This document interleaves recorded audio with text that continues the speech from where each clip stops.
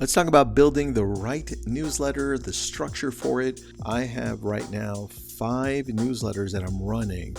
The one that has the most amount of people on it, it's about 300,000, right? Obviously, I run Lab Code Agents. That's our big one. Then I've got another one that's a little smaller, 120,000. It's my A Brilliant Tribe one.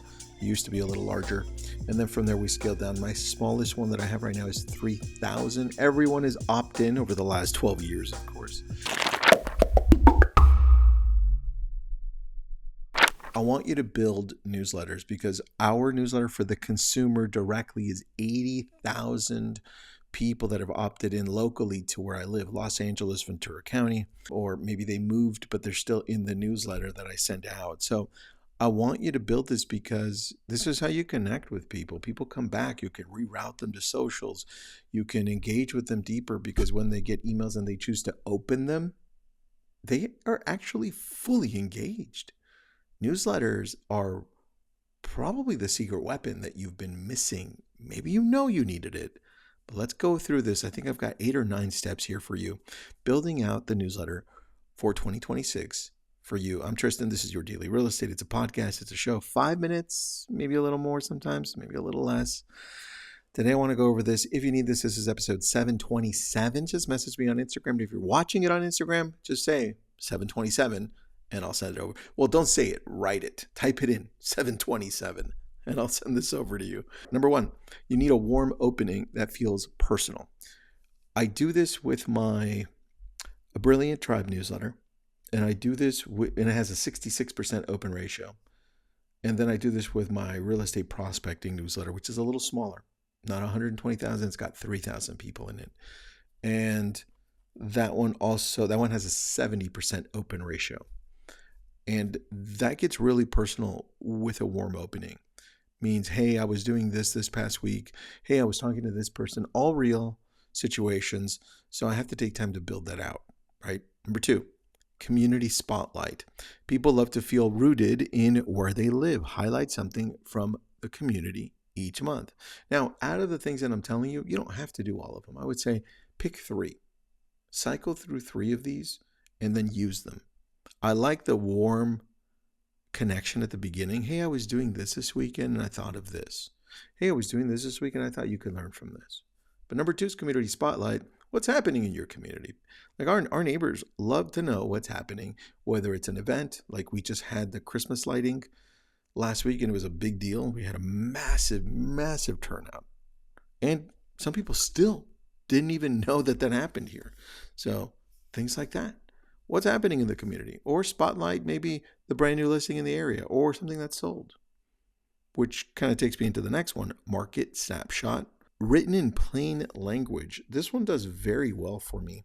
When I send this out to my 80,000 people from my database, the newsletter, I get a really good response back from the natural language that I use from, hey, the market's here. If you're in this area, watch out for this. If you're in this is what's happening. Easy. I think we overcomplicate the market snapshot and we try to sound really smart. Or maybe if we get it from or extract it from ChatGPT, we don't dumb it down. I would challenge you to put natural language and also in 6th grade language. That's what I would do. Next, short educational tip. When it comes to an educational tip, if I'm sending it to the consumer directly, it's usually, hey, I just finished reading this book. What are you reading? Right? Or like we build out some newsletters for different clients. One of the clients is a lender that does very well up north. And we just let people know what's happening in the mortgage world and explain certain things. Like, what was it? 2 weeks ago, we had that 50-year mortgage. We went down and showed what a 50-year mortgage would look like with assumptions on what the mortgage rate would be. And we showed the whole thing. I think that's educational. And it's also trending, so it works. Next, we got your current project or behind the scenes. People love to know what you're doing. People are naturally nosy. So why don't you give them a glimpse into your world? Hey, this week I was doing this. Hey, this week my family and I did this. I know a few agents that do this very well and showcase kind of like the back end of their life. go ahead and throw that if that's you. Again, I don't do this enough, and I may do it here or there on Instagram stories, but not on newsletters for me. But if you're one for this one, do it. Next, one featured property or client story. We're starting to do this with our brokerage, Y Realty, where we're showcasing one of our agents, right? That story so people get to know them. Featured property, one of my friends, Jason Ferris up north in Fresno. He has a newsletter called Frez Yes instead of Fresno. And he showcases a listing at the bottom, and it's a featured property. And he can do it for different clients or people, and that one people love. Like that showcasing of that property does very well for him. Next, community call to action. So we can have people do, here are examples. Join a Facebook community group, support a local business, vote on next month's topic, attend a small event that you're hosting. Just participate in this. I think sometimes we forget that call to actions are important. And if this newsletter is going out to your specific community, invite them to things. Invite them to get and work closer together.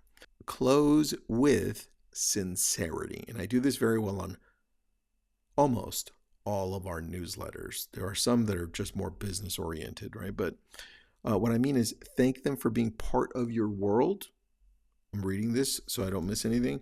Tie back to your values, community, service, connection, whatever it is, right? And keep it warm and human. I think that's the part that we sometimes miss, keeping things a little bit more human.